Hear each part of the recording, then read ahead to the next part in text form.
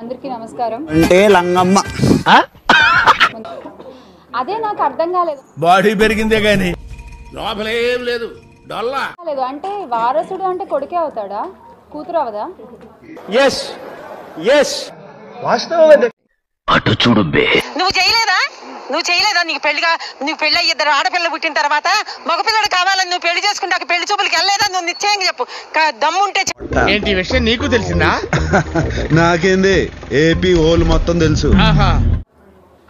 అది ఏమో మరి మెగాస్టార్ చిరంజీవి గారు ఏ ఉద్దేశంతో అన్నారో నాకు తెలియదు కానీ నీకు స్పాట్ నేను ఎడతాగా. ఏ ఉద్దేశంతో అనలేదు, ఆల్రెడీ కూతురుంది కదా ఇంకో కొడుకుని కనరా అన్నాడు. వాళ్ళు ఎక్కడెక్కడ తింగర్ నా కొడుకులు మనకే తగులుతున్నారు. కొడుకునే కదా కనమన్నాడు, కొడుకుని నిన్ను కనమనలేదు కదా, నీకేం బాధ? కొడుకునే కదా కనమన్నాడు, కొడుకుని నిన్ను కనమనలేదు కదా, నీకేం?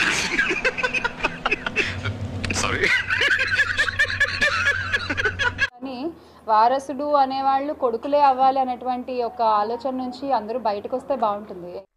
అటు చూడు. జగన్మోహన్ రెడ్డి గారు నాకు అన్యాయం చేస్తున్నారని విజయమ్మ గారే బహిరంగంగా లేఖ రాసి చెప్పడం జరిగింది. దీనికి మీరు ఏమంటారు సార్? అంటే అది ఇంత మహిళలు ఇంత అభివృద్ధి చెందుతూ ఇంత ముందుకు నడుస్తున్న ఈ రోజుల్లో కూడా నీకు దండం పెడతాని నువ్వు ఎంత తక్కువ పాసిబుల్ అంతనే మాట్లాడరాదు. ఎందుకంటే నాకు ఒక రకమైన టిపికల్ యాంగ్జైటీ వస్తుంది. నాకు నువ్వు మాట్లాడుతూ వాళ్ళ ఇంట్లో వాళ్ళ కోడలే ఉంది. ఉపాసన గారు ఎంత చక్కగా రన్ చేస్తున్నారండి. బాలకృష్ణ వారసులు ఎవరు? నా కొడుకు, నా మనవడు, ఇంకెవరున్నారు? కరెక్ట్, ఇది కరెక్ట్ గా చెప్పావయ్యా. డైనమిక్ లేడీ, ఒక ఉమెన్, వాళ్ళ మదర్స్ కానీ వాళ్ళ సిస్టర్స్ కానీ వారసులు ఖచ్చితంగా ఎవరన్నా అవ్వచ్చు. అది కొడుకే అవ్వాల్సిన అవసరం లేదు. నాకు 3 పెళ్ళం ఉన్నాయి, 4 పెళ్ళంకి రూమ్ ఖాళీ ఉన్నాయి, నీది వస్తాయి అనేది నా అభిప్రాయం. మరి ఆయన ఏ ఉద్దేశంతో అన్నారో మనకు తెలియదు కదా. ఎవరి గురించి చెప్పమంటారు? మీ గురించి చెప్పమంటారా? యాంకర్ శ్యామలకే రాజకీయం ఏమో తెలుసు, బెట్టింగ్ రాని. స్ట్రాంగ్ ఎవిడెన్స్ ఏదైనా ఉంటే చెప్పండి. ఎవిడెన్స్లు ఏకైక ఆన్లైన్ ఐడి ప్రొవైడర్ యాప్. ఈ యాప్ లో మీరు అమౌంట్ డిపాజిట్ చేసుకోవచ్చు, విత్డ్రా చేసుకోవచ్చు.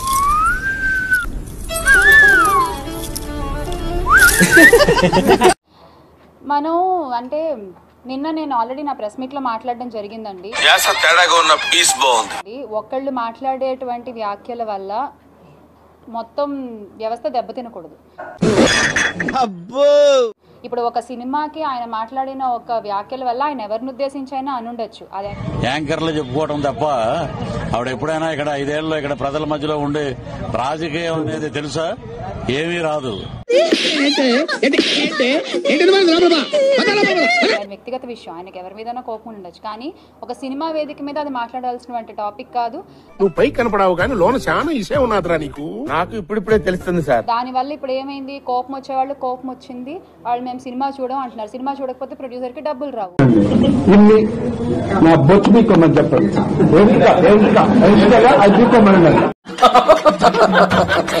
అప్పుడు ప్రొడ్యూసర్ ఇంకో సినిమా తీయలేడు. ఒక సినిమా మీద కొన్ని వందల కుటుంబాలు బతుకుతూ ఉంటాయి. వచ్చింద్రా ఈవిడికి మాత్రం వేదాలు సైతాన్ వల్లిస్తది. ఆ ఉపాధిని అంతటినీ కూడా ఒక మాట పోగొట్టుకోకూడదు కదా. ఇది ఖచ్చితంగా తప్పే, అది ఎవరు మాట్లాడినా తప్పే. వింటానికి విల్లింగ్ గా ఉంటే శ్రీకృష్ణుడు భగవద్గీతలో అర్జునుడికి ఇంత చెప్పాడు. సినిమా వేదికలపైన రాజకీయాలు అనేది ఎవరు మాట్లాడినా తప్పే, అది ఏ పార్టీ వాళ్ళైనా సరే. ఈ దేశంలో పక్కోడు పని మీద ఉన్నంత ఇంట్రెస్ట్ సొంత పని మీద ఉండదు జనాలకి. చూద్దాంలే. చూడటం కాదండి, మీరు చెయ్యాలంతే. సరే, మీరు ట్రై చేస్తారన్నారంటే అది ఓకే అయిపోయిన